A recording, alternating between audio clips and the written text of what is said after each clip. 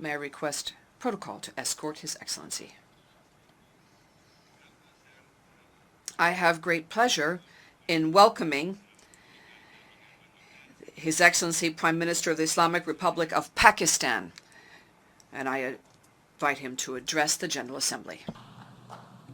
Bismillah ar-Rahman ar-Rahim.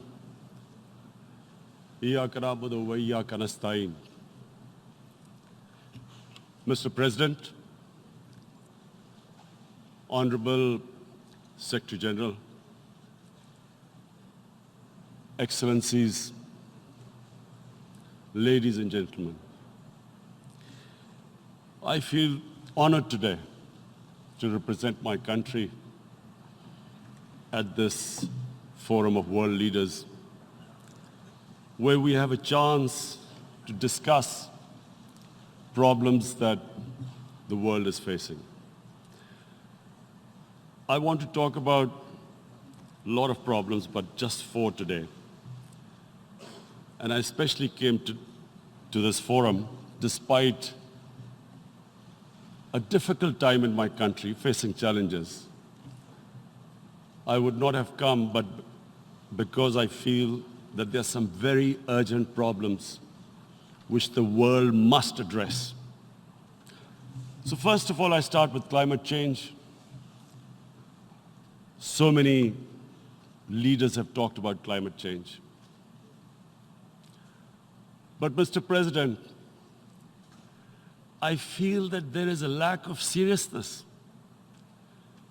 Perhaps world leaders some of the leaders who can do a lot, do not realize the urgency of the situation. We have a lot of ideas, but as someone said, ideas without funding is mere hallucination. Pakistan, I'll give you start with my own country. Our country is amongst the top 10 nations in the world which are most affected by climate change. We depend upon our rivers. We are mainly an agricultural country. And 80% of the water in our rivers comes from our glaciers. The glaciers not just on the Pakistani side, even India. The 80% of the water in Ganges and the Indian rivers also comes from the glaciers, from the Himalayan glaciers, Karakoram, Hindu Kush. And these glaciers are melting at quite a rapid pace. We detected already 5,000 glacial lakes in our mountains. And if this keeps going, if nothing is done, we are scared that humans are facing a huge catastrophe. In my country, when my party came to power in the province of KP, we planted 1 billion trees in 5 years. Now we've set ourselves a target of 10 billion trees in Pakistan. Idea being to counter the effects of global warming. But one country cannot do anything. This has to be a combined effort of the world. My optimism comes from the fact that the Almighty has endowed humans with great powers. We can do anything, provided our survival instinct is stirred up. And this is really what I hope that the United Nations will take a lead in this. There must be more emphasis. Richer countries must be pushed. Countries that are mainly responsible for greenhouse gas emissions. They must be pushed because our country contributes minuscule amount to greenhouse gases. So I feel that the United Nations must take leadership in this. My second issue for me right now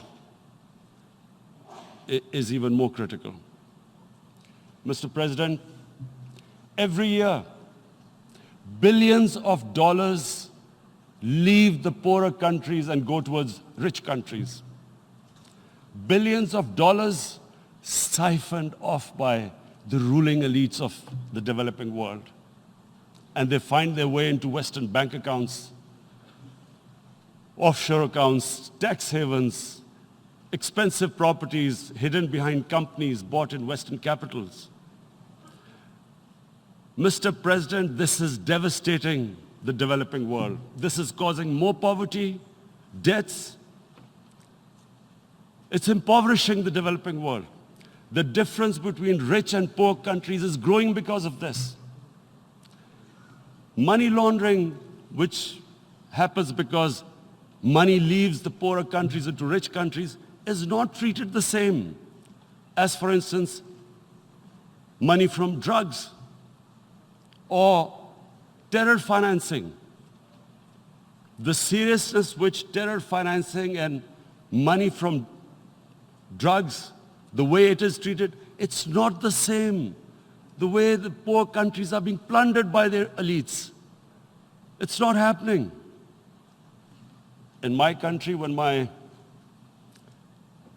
took charge of our government a year back, in the 10 years preceding that, our total debt went up 4 times. The debt we had accumulated in 60 years, just in 10 years it went up 4 times. As a result, the total revenue we collected in 1 year, half of it went into debt servicing. How are we going to spend money on our human beings, 220 million people, when half the money is going into debt servicing? Because our country was plundered by the elites, the ruling elite. And easily they could get the money out. And when, Mr. President, we located properties in Western capitals bought by this money through corruption and money laundering, located the properties of these corrupt leaders, we find it so difficult to retrieve it. That money, if we retrieved that money, we could spend on our human beings. But it's so difficult. The laws protecting these criminals. We do not have the sort of money to have expensive lawyers and spend millions and millions of dollars. We need help from the rich countries. And Mr. President, it's critical. The rich countries must show political will. They cannot allow this to happen. How can the poor countries spend money on human development, which the United Nations asks, SDG? How are we going to do it when this money can easily leave our countries? So, unless the rich countries intend to build walls to stop economic refugees coming as we see right now, they must take action. They must take action now. It must be a deterrent. Corrupt ruling elites should not be able to take money out easily and park it into foreign bank accounts and into these properties abroad. And I never understand why. Why do we have these tax havens? Why is this allowed? Why shouldn't rich people pay taxes? Why is it legal to have these tax havens where you have these secret accounts? Because, world is changing. The population of the world is growing. Sooner or later, you're going to have a crisis. If the poor get poorer and the rich get richer, there is going to be a crisis sooner or later. So this is my second point. I hope that the United Nations takes a lead in this. It involves the IMF, the World Bank, Asian Development Bank. They must find a way of stopping this plunder of the developing world. My third point, My third point is Islamophobia. There are 1.3 billion Muslims in this world. There are millions of Muslims living in other countries, European countries, in the US, as minorities. Islamophobia, since 9/11, has grown at a pace where it is alarming. Human communities live together. There should be understanding amongst them. But Islamophobia is creating a division. Muslim women wearing hijab, it's become an issue. It's become an issue in some countries. Hijab is some sort of a weapon. A woman can take off her clothes in countries, but she can't put on more clothes. How is this happening? Because of Islamophobia. And how did this Islamophobia start?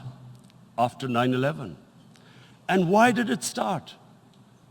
Because certain Western leaders equated terrorism with Islam.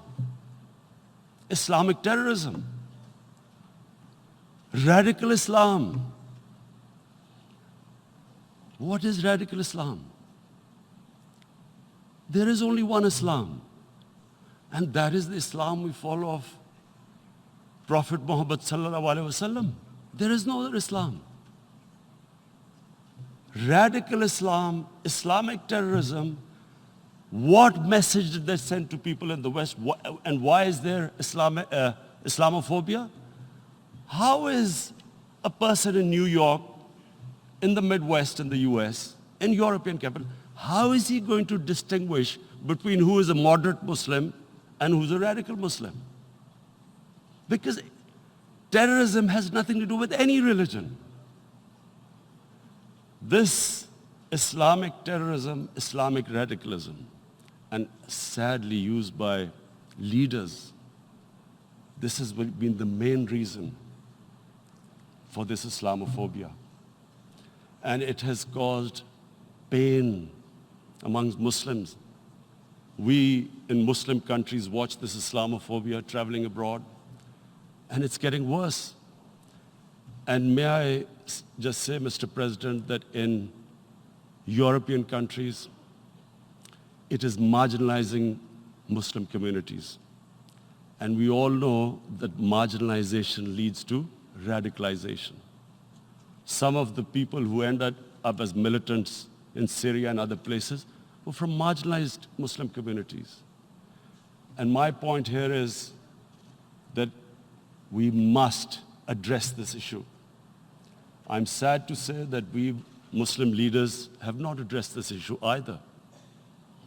After 9/11, when this thing came about war against radical Islam, rather than Muslim leaders trying to explain to the West that there is no such thing as radical Islam, in all human communities, they are radicals. They're liberals and rest are moderate. All human communities, Christians, Jews, everyone has it. But Islam is not radical, neither Judaism, neither Christianity, neither Hinduism. No religion preaches radicalism. The basis of all religion is compassion and justice, which differentiates us from the animal kingdom. But unfortunately, the Muslim leadership was so scared of being called radical Islam that all of them became moderates. In Pakistan, we were in the eye of the storm, and our government coined a phrase called enlightened moderation. No one knows what it meant. But everyone started putting on Western suits that they were moderates, started speaking. Even those who didn't know English would speak English because they were moderates. No one had a clue what it was. Because we, in the Muslim world, did not explain to the West that there is no such thing as radical Islam. One of the reasons why after 9/11, Islam was supposed to be equated with terrorism was suicide attacks. Because the 9/11 bombers did a suicide attack, all sorts of theories came up that the Muslims are involved in suicide attacks because they will get virgin in heavens. Some came up with, what about women, suicide attackers? So this bizarre thing happened. No one explained. Suicide attacks and Islam were equated. No one did research that before 9/11, the majority of suicide attacks in the world were by Tamil tigers, who were Hindus. No one blamed Hinduism, and quite rightly. What has Hinduism got to do with what desperate people were doing in Sri Lanka? We all know we've seen films about Japanese kamikaze pilots at the end of the Second World War doing suicide attacks. No one blamed the religion. But here we were trying to prove we were moderates and not explaining to the West. But the most important thing I wanted to say here today, in explaining this Islamophobia, Mr. President, and I feel it's very important because I played professional sport in England, I spent a lot of time there. So I know how the Western mind works and how West views religion. So where the misunderstanding about Islam came. And one of the reasons it caused Islamophobia. That was, in 1989, this book was published, maligning, insulting, ridiculing our Prophet Muhammad sallallahu alaihi wasallam. And there was a reaction in the Muslim world. The West couldn't understand what was the problem. Because in the West, because I have spent so much time in the West, religion is perceived completely differently. They don't look upon religion like we do. And so, Islam was supposed to be an intolerant religion. It was against freedom of expression. And Islam took a real beating 30 years ago. I still remember it became a watershed. And every 2 or 3 years, someone would malign our Prophet, peace be upon him. There would be a reaction by the Muslims. And again, it was Islam, an intolerant religion. Again, this time, I blame a certain section of the people in the West who deliberately provoked this, knowing the impact it would have. But the majority of the people in the West didn't understand. This is where, again, Muslim leadership let the Muslims down. We should have explained to them what our Prophet, peace be upon him, means to us. So in 1 minute, I'll try and explain what he means to us.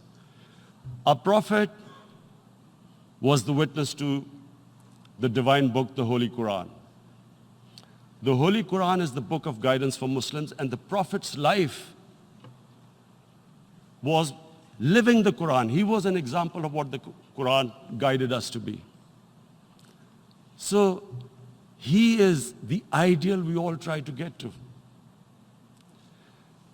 The Prophet created the state of Medina, the first state in Islam. That state was the basis of a Muslim civilization which became the predominant civilization for the next 700 years. And what was that state? I hear such strange things about Islam, that it is against women, it's against minorities. The first state of Islam in Medina, it was the first time a welfare state was set up. The state took responsibility of the weak, widows, orphans, poor people, handicapped. It taxed the rich, spent the money on the poor. The state announced that all human beings are children of Adam, hence equal, whatever the color of their skin. The state announced, the Prophet announced that, and slavery, the whole system depended on slavery as it did for many years in the Western societies. The Prophet said that one of the greatest deeds is to free a slave. But because the society depended on slavery, he said, but if you have to treat them as an equal member of the family. And as a result, something happened in a Muslim world which hasn't happened in any other civilization. Slave dynasties appeared. Slaves became kings. The Mamluks, slaves who ruled Egypt. In India, there were slave dynasties. And then, with minorities, again, you hear that Islam is supposed to be against minorities. Let me just make this clear. In Islam, the Prophet announced that everyone was free to practice his religion. It was a sacred duty to protect the places of worship of all religions. He announced that every person is equal in front of law, whatever his religion or his color. And this incredible case, and I always quote this, that the fourth Khalifa, the head of state of Medina, he lost a court case against a Jewish citizen. So, number one, it showed there was a rule of law, no one was above law. And number two, that a Jewish citizen was an equal citizen. So, Mr. President, when a Muslim society is unjust to its minorities, it is going against the religion of Islam and our Prophet, peace be upon him. So, it is important to understand this. The Prophet lives in our hearts. When he's ridiculed, when he's insulted, it hurts. As we human beings understand one thing, the pain of the heart is far, far, far more hurtful than physical pain. And that's why the Muslims react.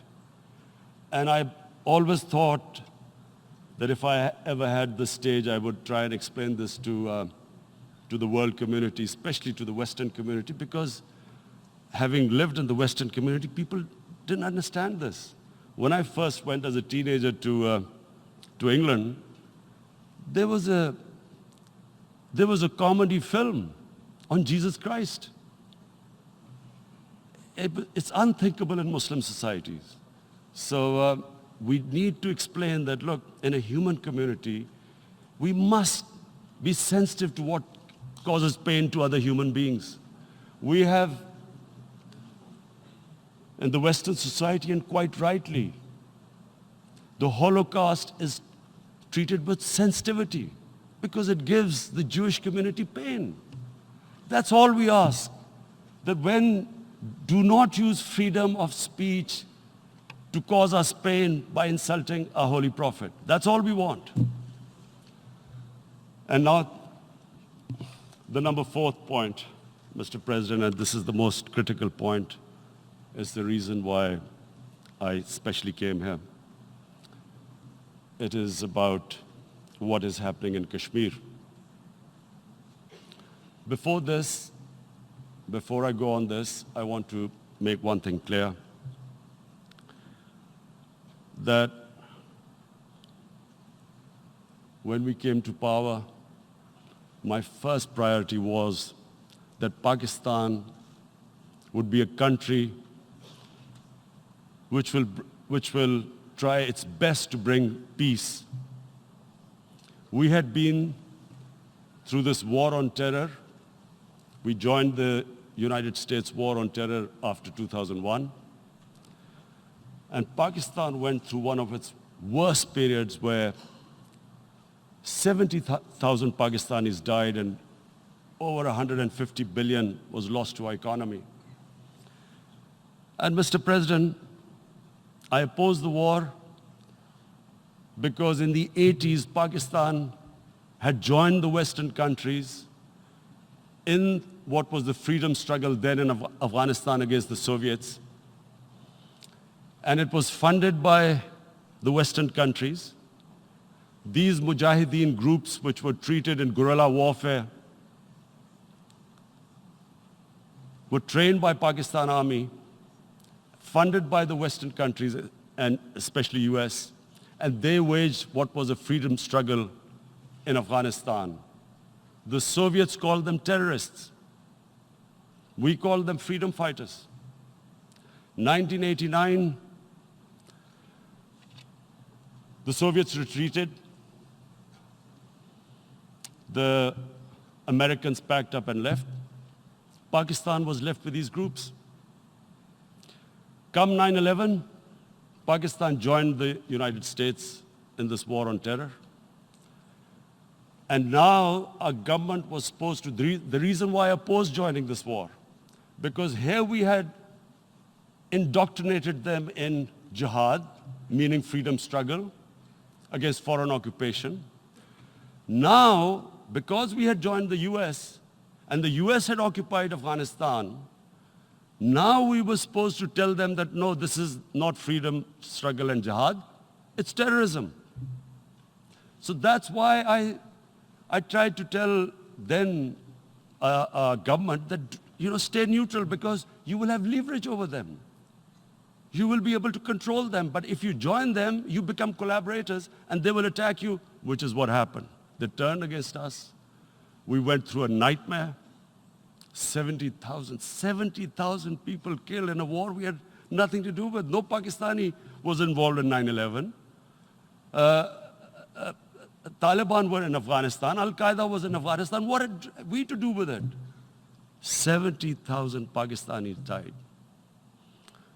So when we came to power, we decided that we would dismantle what was left of these groups.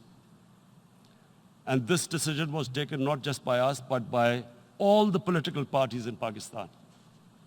Unfortunately, they didn't implement it. So we came to power, we decided to implement it, and we dismantled whatever was left of the groups. And I know that India keeps accusing us that there are these groups there. I would like the United Nations to send observers, see for themselves what we've done. No Pakistani government would have dared to do this because it would have created strife. But we decided that there would be no militant organizations in Pakistan. So I need to give you this background and to what I'm going to say later on. And secondly, we started mending fences. I invited the Afghan president. We developed a relationship with Afghanistan. We had problems with Iran. We mended fences there. And then India. Now let me just give you a little background about my relationship with India. Because of cricket, and cricket being it's a passion in the subcontinent, I had great following in India. I have friends in India, and I loved going to India. So immediately, when my party came to power, the first thing we did was to immediately reach out to India. And I spoke to President Modi and I said, look, we have similar problems. Climate change, poverty, let's get together. Let's resolve our differences through trade. Let's build a relationship on trust. Prime Minister Modi told me that, there were terrorist attacks from Pakistan. I said, we have problems with you. There are terrorist attacks which we know are instigated by India in Balochistan. We caught a spy, Kulbhushan Yadav, who admitted what the sabotage going on in Karachi and Balochistan. So we said, look, let's leave that behind. Let's move forward. Our main priority should be our people. The highest number of poor people live in the Indian subcontinent. Unfortunately, didn't make any headways. Our foreign minister was supposed to meet on this in the UNGA last year. India canceled it. We thought that it's their election coming up. It's a nationalist, ultra-nationalist party. It doesn't want to cozy up to Pakistan. So we thought, okay, we'll wait till the elections. Meanwhile, a 20-year-old Kashmiri boy, whose father said was radicalized by the security forces in Kashmir, blew himself up on an Indian convoy. Immediately, India blamed us. I spoke to the Indian public on television. I said, if you give us any iota of proof, we will immediately take action because we've clamped down on these groups. Rather than sending us any proofs, they sent their jets in, they bombed us. We retaliated. Two of their planes were shot down, one pilot bailed out in Pakistan. We immediately returned the pilot, saying that, look, we do not want any escalation. Rather than taking that as a peace gesture, the entire campaign, almost the entire campaign of Mr. Modi in the election was how he had taught Pakistan a lesson that jets had killed 350 terrorists. Complete lie, they had just killed about 10 trees of ours, which was quite painful given that, we are growing all these trees. He then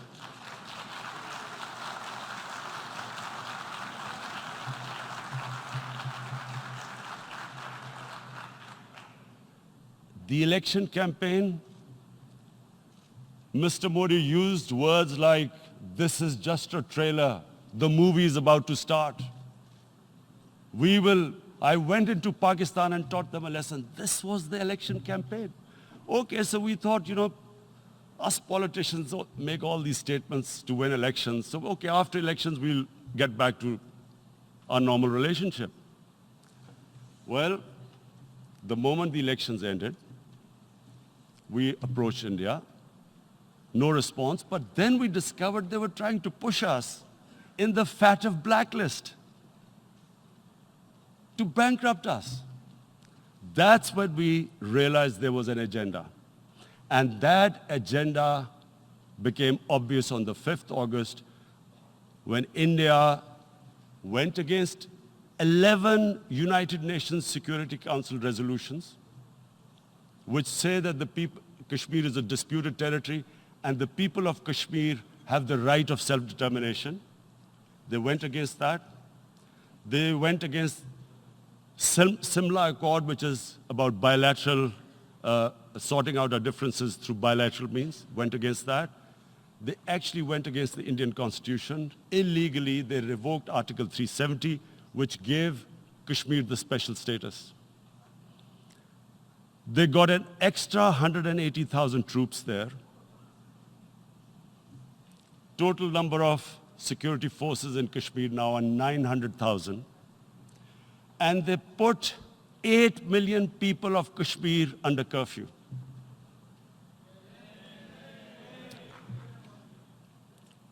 Mr. President,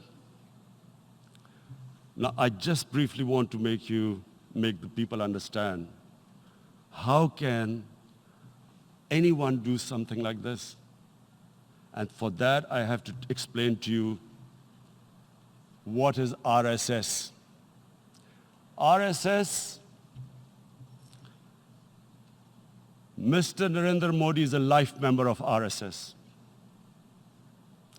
RSS was an organization that was inspired by Adolf Hitler and Mussolini, came about in 1925. They believed in racial purity, racial superiority. They also believed they were an Aryan race like the Nazi believed they were an Aryan race. All that I'm saying can be verified. This is the time of information revolution. You can Google all this, what I'm saying. But it is very important for me to explain this to you so you know what is happening in India. This RSS believed in the ethnic cleansing of Muslims from India. At one point, there was racial superiority of the Hindu race.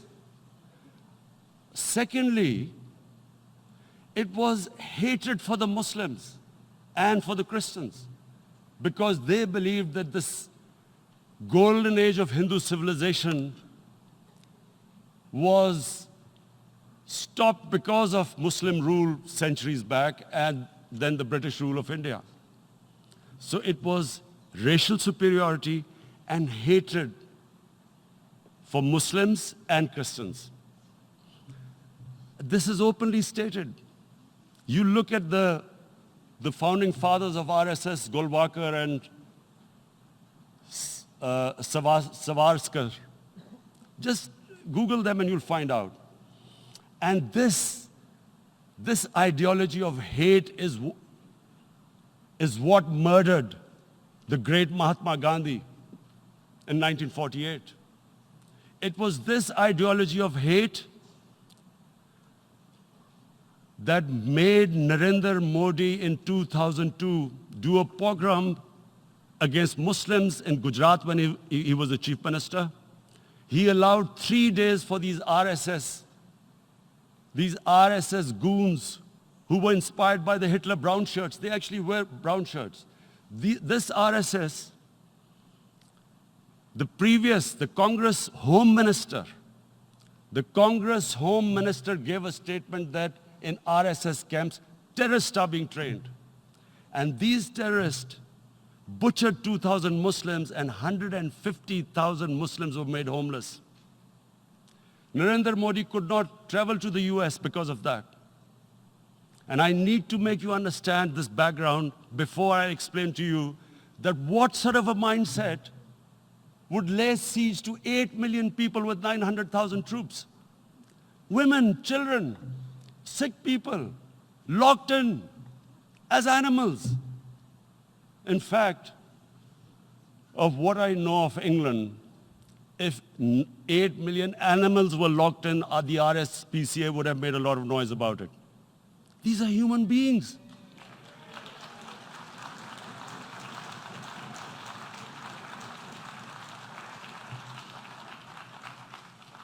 And Mr. President, what comes with racial superiority, these illusions of Aryan superior race, is arrogance. The two go together. And it's arrogance that makes people make mistakes and do stupid things. Cruel things like what Narendra Modi has done. It's sheer arrogance. And it's arrogance that has blinded him from the fact that what is going to happen when the curfew is lifted? Has he thought about it? This hasn't been thought through. What is he going to do when he lifts the curfew? Does he think that people of Kashmir will quietly accept the status quo because India has changed the constitution and taken away the special status? They'll accept that? Mr. President, 100,000 Kashmiris have died in the past 30 years because they were denied the right given by the United Nations, the right for self-determination. 100,000 have died and 11,000 women have been raped. There are two United Nations human rights reports on this. The world hasn't done anything because India is a huge market, 1.2 billion people. Sadly, the material prevails over the human.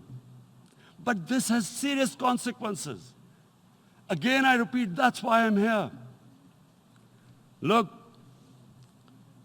what is going to happen when the curfew is lifted will be a bloodbath. The people will come out. There are 900,000 troops there. They haven't come to, as Narendra Modi says, he's done this for prosperity of Kashmir. This is supposed to be for the development. These 900,000 troops, what are they going to do when they come out? There'll be a bloodbath. Has he thought it through what happens then? Mr. President, has anyone thought that what happens when there is a bloodbath? What do you think the impact will have on people of Kashmir? What do you think they will think? The way they have been boxed in their houses, treated like worse than animals, no rights. Thousands of all the political leadership has been arrested, taken out of Kashmir. Even those Kashmiri leaders who were pro-India have been taken out. 13,000 boys have been picked up and taken to God knows which destinations. So what do they think? What will the people of Kashmir do when they lift the curfew? They will be out in the streets. And what will these soldiers do? They will shoot them. They've already used pellet guns, blinded young boys. In the last 6 years, the 5 years, the oppression that has gone on in Kashmir. And so, Kashmiris will be further radicalized. Mr. President, there will be another Pulwama. And guess what? India will blame us. They're already blaming us. They're saying all this is happening because of Pakistan. One of their defense ministers said, there are 500 terrorists lined up on the border to go in. Why would Pakistan send 500 terrorists when there are 900,000 troops? What impact are they going to make? What will they do? And don't we know that the moment there is some terrorist attack, all that will happen is there'll be further cruelty and oppression of the people of Kashmir. We will just give the 900,000 troops to further crush the people of Kashmir. And then we'll give the Indian government an excuse that, look, Pakistan is a terrorist state, and this mantra that has gone on, Islamic terrorism. The moment you use this catchword, Islamic terrorism, the whole world turns away. No one talks about human rights. You can do whatever you want, which is what has happened in Kashmir, because they keep using this word, Islamic terrorism. And this is what they're doing right now. What do we benefit from further increasing the cruelty on the people of Kashmir? And why would we want this? But there is no other narrative left for India. As when they lift the curfew, whatever happens, Pakistan will be blamed, and there is always a danger of another Pulwama. They might come and bomb us again, and then another cycle might start. And what does Narendra Modi think? That 180 million Muslims of India are thinking right now. Aren't they watching these Kashmiris stuck inside for 55 days they've been stuck in? Aren't they watching? What do you think? Don't you think that the Muslims will be radicalized in India? And I'm talking about 180 million people. And when they get radicalized, there will be some incident in India somewhere down the line. Again, we will be blamed. And I'm warning you right now, again, we will be blamed. And Mr. President, what about 1.3 billion Muslims who are watching this? And they know that it is only happening in Kashmir because they're Kashmiri Muslims. This is not happening to Kashmiri Hindus. They know that this is happening because of their religion. So what do you think they will be thinking? What do you think the Jewish community would think if they were, forget 8,000 Jews stuck like this? What do you think Europeans would think? What do we think?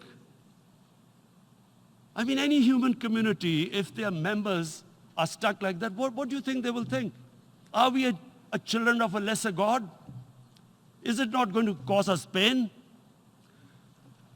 And then I'll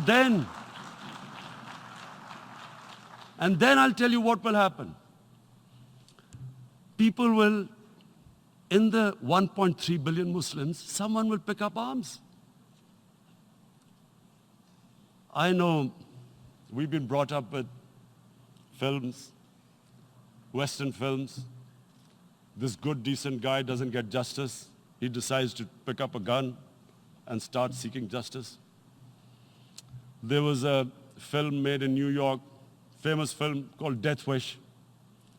This guy gets mugged by and his family, his wife gets killed or something. He can't get justice.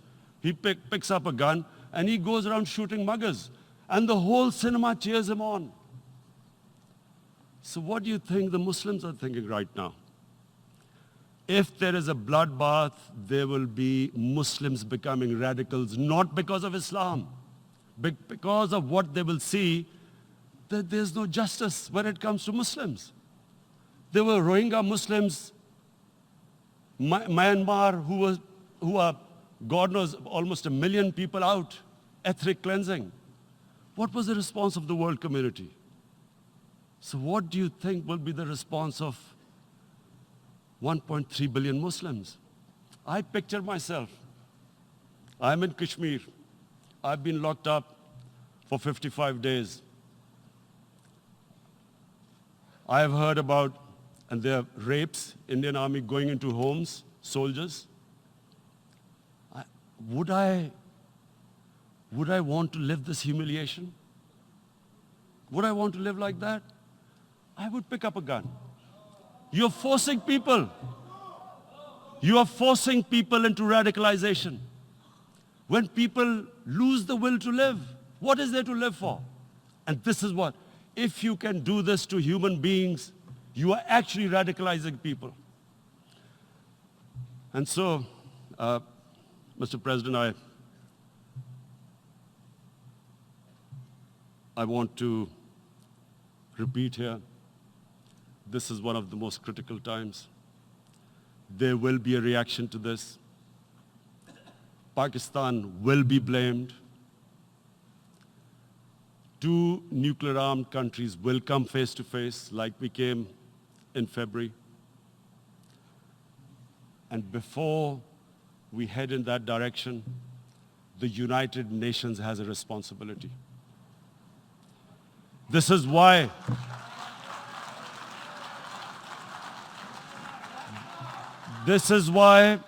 the United Nations came into being in 1945. You were supposed to stop this happening. I feel we are back to 1939, Munich. Czechoslovakia has been taken, annexed. What is the world community going to do?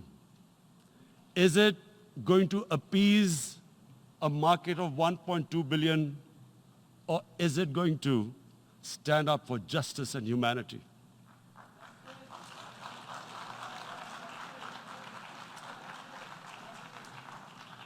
If this goes wrong, you hope for the best, but be prepared for the worst. If a conventional war starts between the 2 countries, Mr. President, if a conventional war starts, and anything could happen, but supposing a country 7 times smaller than its neighbor is faced with the choice, either you surrender or you fight for your freedom till death, what will we do? I ask myself this question. And my belief is, La ilaha illallah, there is no God but one. And we will fight. And when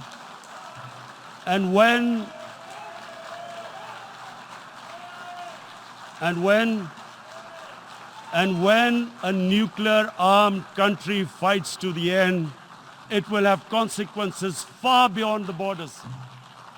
It will have consequences for the world, which is why I repeat I'm here.